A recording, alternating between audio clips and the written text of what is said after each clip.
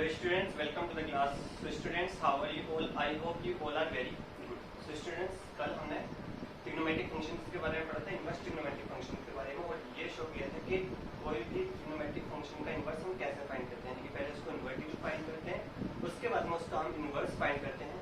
सो इसी के चलते हमने क्या साइन इनवर्स फाइंड किया था. ओके, नाउ हम cos की बात करते हैं तो fx = cos x, ठीक है. और ये कहाँ से डिफाइन होता है फंक्शन? Real number -1 to 1. ये होता है हमारा cos x फंक्शन, जिसका डोमेन क्या होता है? रियल नंबर, और जो कोडोमेन होता है वो क्या होता है? -1 to 1. इसका ग्राफ फाइंड करते हैं, देखते हैं, ग्राफ ड्रॉ करके देखते हैं कि ये फंक्शन इन्वर्टिबल होगा या नहीं होगा. पहले उसको देखते हैं, फिर अगर नहीं होगा तो उसका हम डोमेन को क्या कर देंगे? रिस्ट्रिक्ट कर देंगे. ठीक है, x dash y and y dash. ठीक है, यहाँ पर तो वैल्यू आ गई 0, यहाँ पर हमने ली π/2, यहाँ पर हमने ली कितनी? पाई, 3π/2 एंड 2π एंड सो ऑन. ठीक है, इधर -π/2, इस पर कितना? ये तो -π/2 आ गया, ये आ गया हमारा -π -3π/, यहाँ पर वैल्यू है 1, यहाँ पर वैल्यू 2, 1 तक लेंगे, 1 to -1. ठीक है, अब ग्राफ तो हमने पढ़ी है cos x के 11वीं क्लास में. तो ग्राफ किस तरीके से ड्रॉ होता था? ग्राफ जो ड्रॉ होता था हमारा इस तरीके से ड्रॉ होता था.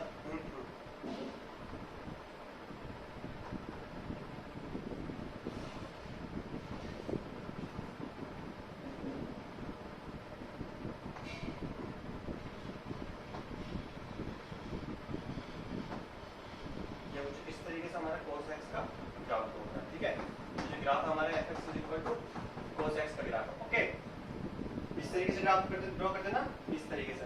अब देखो, यहाँ पर अगर इस ग्राफ के थ्रू हम चले, यानी कि रियल नंबर को हम डोमेन माने, तो ये ग्राफ, ये क्या इन्वर्टिबल फंक्शन है? नहीं, ऐसे तो इन्वर्टिबल हो नहीं सकता, क्योंकि यहाँ पे क्या वैल्यू आ रही होगी? यहाँ पे वैल्यू क्या आ रही होगी? सेम आ रही होगी. ठीक है, अब देखो इसको कहाँ तक रिस्ट्रिक्ट करें? जो हमारा जो डोमेन है वो क्या बन जाए हमारा? इस तरीके से बन जाए कि जो cos x की वैल्यू यानी जो फंक्शन हमारा वो क्या हो जाए? इन्वर्टिबल हो जाएगा. ठीक है, तो आप गौर से देखो, तो यहाँ से कहाँ से? -1 से लेके, यहाँ से 0 से लेके पाई तक के बीच में, यानी कि यहाँ तक.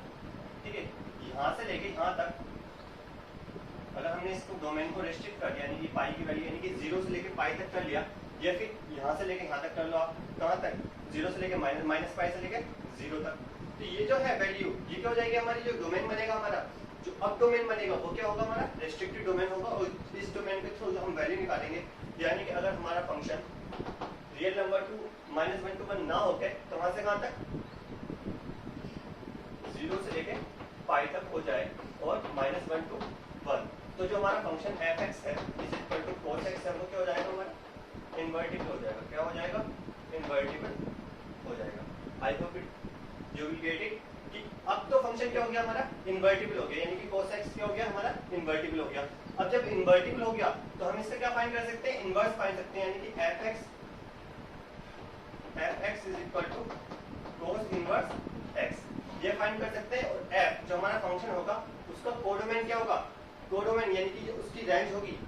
ठीक है, रेंज कितनी होगी उसकी? देखो, इसका जो यहाँ से यहाँ तक था ना, यानी कि डोमेन ये था और रेंज ये थी. अब रेंज इसमें आ जाएगी, डोमेन इधर चला जाएगा, यानी कि क्या? -1 to 1 से लेके कहाँ तक? 0 to π. ठीक है, और ये 0 to π जो आई, ये क्या आई? Principal value branch. यही तो बनती है. क्यों प्रिंसिपल वैल्यू ब्रांच क्यों बोला मैंने? क्योंकि ले तो हम -π से 0 भी सकते हैं ना, लेकिन हम वो वैल्यू नहीं काउंट कर रहे हैं, क्योंकि जो हमारी जो एक्चुअल वैल्यू जो काउंट करेंगे, हम जो प्रिंसिपल वैल्यू ब्रांच लेंगे वो कहाँ से लेंगे? 0 to π. दैट्स व्हाई हम ये वाली ब्रांच नहीं ले रहे. वैसे तो हाँ, ये भी इन्वर्टिबल है, ये नहीं कि 0 -π से लेके 0 तक इन्वर्टिबल नहीं, ये भी इन्वर्टिबल है. लेकिन जो हमारी प्रिंसिपल वैल्यू ब्रांच है वो कौन सी है? 0 to π. ठीक है, I hope you will get it कि आपको ये समझ आएगी. ये होगी प्रिंसिपल वैल्यू ब्रांच किसकी? cos x की. अब ना अगर बात करें इसके ग्राफ की, cos इनवर्स x का ग्राफ कैसे बनेगा, यानी कि इनवर्स फंक्शन का, ये होगा हमारा क्या? cos inverse function. ये हमारा cos इनवर्स फंक्शन हो गया. अब इसके ग्राफ की बात करें तो जो हमारी वैल्यू है, यानी कि देखो ये क्या होगी? x जो है, ये x की जो है यहाँ पे क्या होगी? ये वैल्यू रख देंगे, यानी कि क्या हमारा जो भी वैल्यू है -1 to 1, तो ये क्या हो जाएगी हमारी? ये x यहाँ पे हो जाएगा x क्या हो जाएगा, एंगल हो जाएगा, यानी y के रेस्पेक्ट में। अब देखो ये क्या आ गया x, ये आ गया x डैश, y और ये आ गया y डैश, ठीक है। यहाँ पे वैल्यू हो गई 0। अब x टू x डैश क्या लेंगे, अब नंबर्स लेंगे कि वैल्यू लेंगे। यहाँ पे हमने 1 ले ली, यहाँ पे क्या ले ली हमने -1 ले ली। अब देखो यहाँ पे हमने ले ली क्या π/2, यहाँ पे हमने ले लिया पाई, इसी के अकॉर्डिंग हमने यहाँ पे ले लिया कितना -π/2 एंड देन -π। अगर हम बात करें इनवर्स ट्रिग्नोमेट्रिक फंक्शन यानी कि fx sin इनवर्स x की ग्राफ, वो cos इनवर्स x की ग्राफ की, तो उसका ग्राफ कैसे बनाएंगे, ठीक है। तो आप देखिए cos की हमें वैल्यू पता है, देखो यहाँ पर 1 cos की 0 भी होती है, 1 वैल्यू होती है, ठीक है, यहाँ पर ठीक है। उसी के साथ साथ अगर आप पाई पे देखेंगे तो पाई की वैल्यू होती है, कितनी होती है -1 होती है, -1 होती है, यानी कि यहाँ पर, ठीक है। तो इसी के अकॉर्डिंग आप क्या कर लेंगे, ग्राफ ड्रॉ कर लेंगे, ठीक है, क्योंकि 0 पे क्या वैल्यू होती है, π/2 पे क्या होती है, 0 वैल्यू होती है, ठीक है। तो इसके अकॉर्डिंग आप जब ग्राफ ड्रॉ करेंगे तो क्या करेंगे,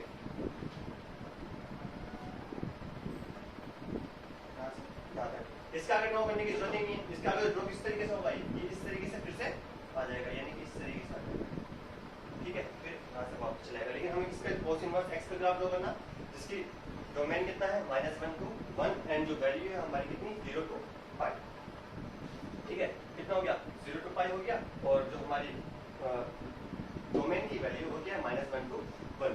इस तरीके से बच्चों हमने क्या करा, cos इनवर्स x का ग्राफ भी ड्रॉ कर लिया, और cos इनवर्स x को जो रिस्ट्रिक्टेड डोमेन था उसमें कन्वर्ट करके, यानी कि फंक्शन को इन्वर्टिबल दिखा के उसके बाद प्रिंसिपल वैल्यू ब्रांच निकाल ली, ठीक है।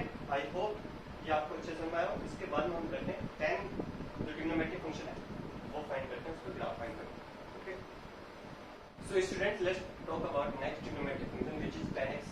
सो हमने tan x पढ़ा था, उसमें क्या होता कि जो हमारी वैल्यू थी, ठीक है, जो हमारा फंक्शन था वो जिसका डोमेन था क्या था r - x, जिसकी x की जो वैल्यू थी वो 2n + 1 π/2, यानी कि जितने भी ऑड मल्टीपल थे π/2 के उसको हमने माइनस कर दिया किसमें से, रियल नंबर में से, ठीक है।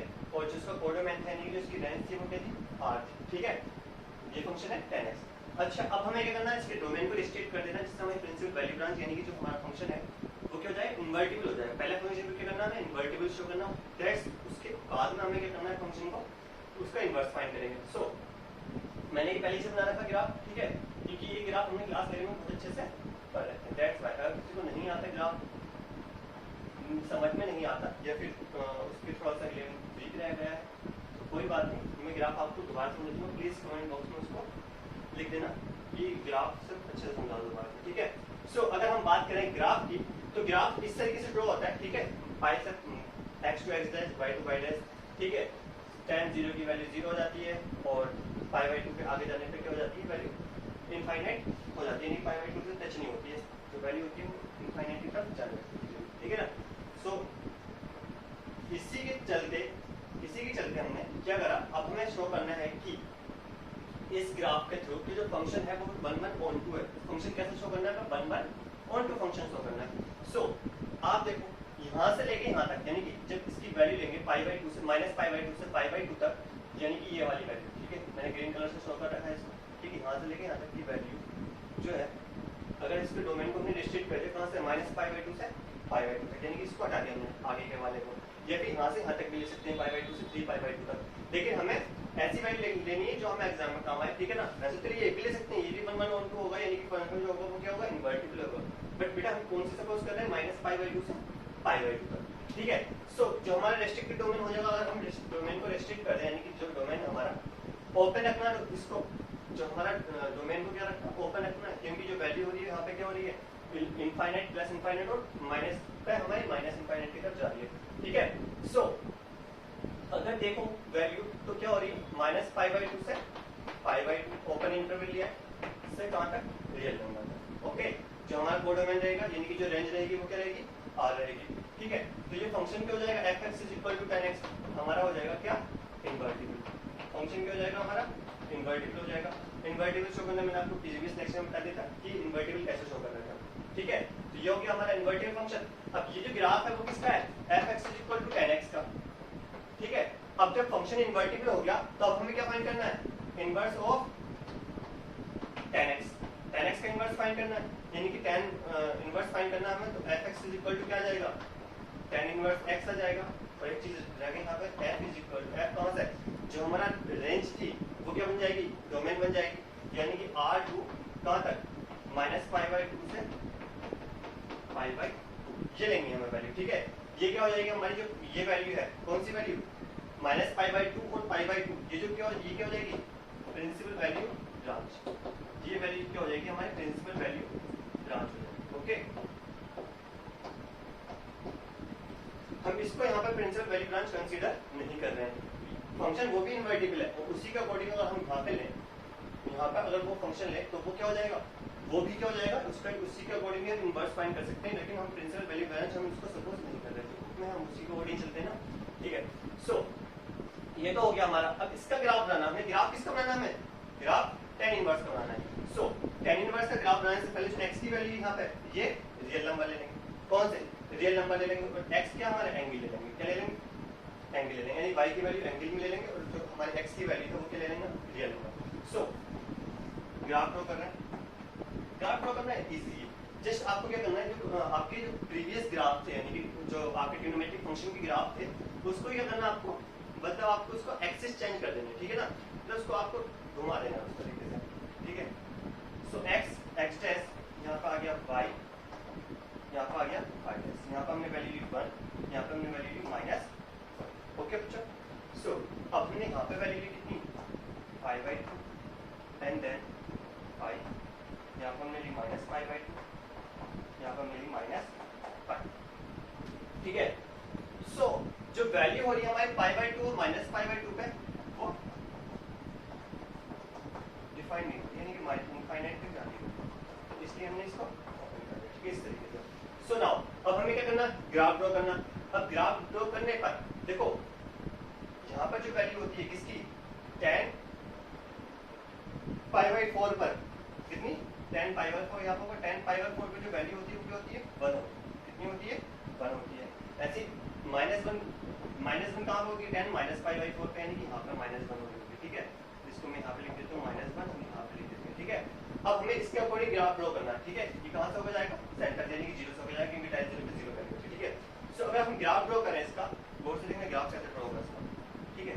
इसका ग्राफ अगर ड्रॉ करें हम, तो ग्राफ आगे इस तरीके से, ठीक है। I hope you ready, graph इस तरीके से इसका, ठीक है। ये हमारा किसका ग्राफ हो गया, tan इनवर्स x का, ठीक है। यहाँ पर वैल्यू क्या है, π/4 की वैल्यू, tan π/4 की वैल्यू होती है -π/4 की -1, और π/4 की वैल्यू होती है हमारी 1। सो इस तरीके से हमने इसका ग्राफ ड्रॉ कर लिया। ये होता है हमारा tan इनवर्स फंक्शन, जिसकी हमारी जो डोमेन होता है वो r होता है, जो इसका प्रिंसिपल वैल्यू ब्रांच होती है -π/2 से π/2 तक के बीच में होती है, ठीक है। सो इस तरीके से हमने डिफाइन कर दिया, और ये हो गया हमारा tan इनवर्स x, उसका ग्राफ ये आ गया fx is equal to tan inverse. I hope आपको समझ में आया होगा। अब चलते हैं कोट इनवर्स फाइंड करते हैं, okay. So students, now let's find the inverse of cot x, ठीक है। सो फंक्शन दे रखा है fx is equal to cot x, 11 में पढ़ा हमने, ठीक है। तो जो इसका डोमेन है वो क्या है, r माइनस जो भी हमारे जो क्या है इसकी n पाई, यानी कि पाई की जो भी मल्टीपल है, ठीक है, उनको हम क्या कर देंगे, n पाई, यानी कि जितनी मल्टीपल है पाई के, उसको हम क्या कर देंगे, हटा देंगे रियल नंबर से, ठीक है।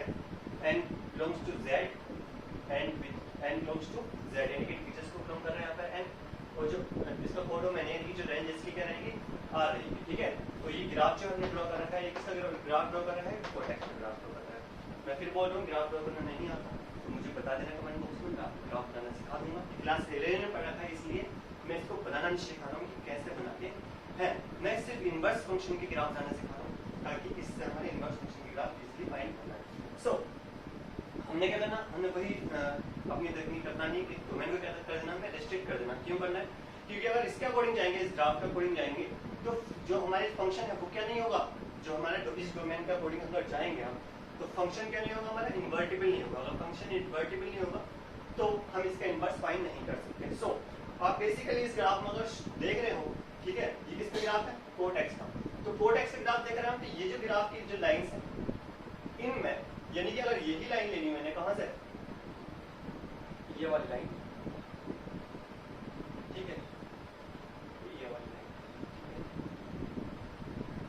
या फिर ये वाली, कोई सी भी लाइन लेनी मैंने, इन्वर्टिबल होगी, ठीक है। सो लेकिन हमें किसके अकॉर्डिंग चलना है, बुक के अकॉर्डिंग चलना है, ठीक है ना। सो बेसिकली हमें ऐसी वैल्यू लेनी है जो हमारी प्रिंसिपल वैल्यू ब्रांच बन जाए, यानी कि वहां से लेकर हमें कहां तक ले, यानी कि ये वाली value red colour, red marker, red chalk से वाला दिख रहा होगा आपको, ये वाली वैल्यू कहां से, 0 से लेके पाई तक। अब 0 से लेके पाई तक की वैल्यू हम क्लोज तो ले नहीं सकते, क्योंकि 0 पे ना ही ये टच हो रहा है, ना ही कहां पर पाई पे टच हो रहा है, यानी कि क्या लेंगे, ओपन इंटरवल लेंगे। यानी कि अगर हम वैल्यू डिफाइन करें कहां से, अगर इसका हम डोमेन के अंदर रेस्ट्रिक्ट करते हैं कहां से, 0 टू पाई टू आर, तो जो एफ कोट एक्स है वो हमारा क्या हो जाएगा, कोट एक्स हमारा हो जाएगा क्या, इन्वर्टिबल। अगर ये इन्वर्टिबल हो गया, ठीक है, ये क्या हो गया, इन्वर्टिबल हो गया, तो अब इसका क्या फाइंड कर लेंगे, inverse of cot x, inverse of cot x find कर लेंगे, यानी कि एफ कहां to, real number to 0 to pi, ये तो लेंगे। जो रेंज है हमारी बन जाएगी, डोमेन बन जाएगी, जो डोमेन है वो रेंज बन जाएगी, क्योंकि डोमेन मैं रेंज क्यों बोल रहा हूँ, क्योंकि यहाँ पर जो फंक्शन है हमारा क्या हो जाएगा, 1 1 2 हो जाएगा। जो ऑन टू फंक्शन कब होता है, जब रेंज की कोड में क्या हो जाता है, इक्वल टू रेंज हो जाती है, ठीक है। So now f x is equal to क्या जाएगा, कोट इनवर्स एक्स, ठीक है। और जो वैल्यू है 0 टू पाई, ये क्या हो जाएगी हमारी PVP, principal value, principal value branch, PVP, ठीक है। इसको पीवीपी शॉर्ट फॉर्म में लिख सकते हैं अगर इतना चाहो तो समझने के लिए, ठीक है। सो बेसिकली दैट्स इट, इतना ही करना था। अब हम इसका क्या बनाएंगे, ग्राफ बनाएंगे, तो ग्राफ इजीली बना सकते हैं। क्या हो जाएगा, ये x क्या हो जाएगी हमारी, ये हो जाएगी वैल्यू यानी कि रियल नंबर, यानी कि r, और ये क्या हो जाएगा हमारा एंगल, एंगल y पे चले आएंगे और इसका ग्राफ ड्रॉ करते हैं हम, किसका, कोट इनवर्स x का, ठीक है। सो ये क्या हो गया, x टू x है, मैंने आपको बताया ये वैल्यू होगी क्या, रियल नंबर, ये क्या हो गया हमारे एंगल्स हो गए, ठीक है। ये हो गया क्या, y टू y, ठीक है। नाउ हमने लिए क्या, -1 के लिए हमने 1 ले लिया यहाँ, ठीक है। ये हो गया पाई बाई 2, ये हो गया पाई बाई 2, ठीक है। ये हो गया -पाई बाई 2 एंड देन -पाई, ठीक है। ग्राफ में दो ड्रॉ कर रहा हूँ, एक तो प्रिंसिपल वैल्यू के लिए, दूसरा उसके लिए ड्रॉ कर देंगे एक्स्ट्रा, ठीक है। सो यहाँ पर जो पाई की वैल्यू है, ठीक है, नेगेटिव में जाने पर इनफाइनाइट की तरफ चलने लगती है, ठीक है। एंड इस तरीके पॉजिटिव में जाने पर इनफाइनाइट की तरफ, यानी कि यहाँ से स्टार्ट होती है वैल्यू, ठीक है। आप जो ड्रॉ करेंगे यहाँ से ड्रॉ करेंगे, ठीक है, इस तरीके। ये हो गया हमारा ग्राफ, किसका, कोट इनवर्स एक्स का। ये ग्राफ हो गया f x is equal to cot inverse x का, ठीक है। वो बेसिकली आप एक ग्राफ बोर्ड ड्रॉ कर सकते हो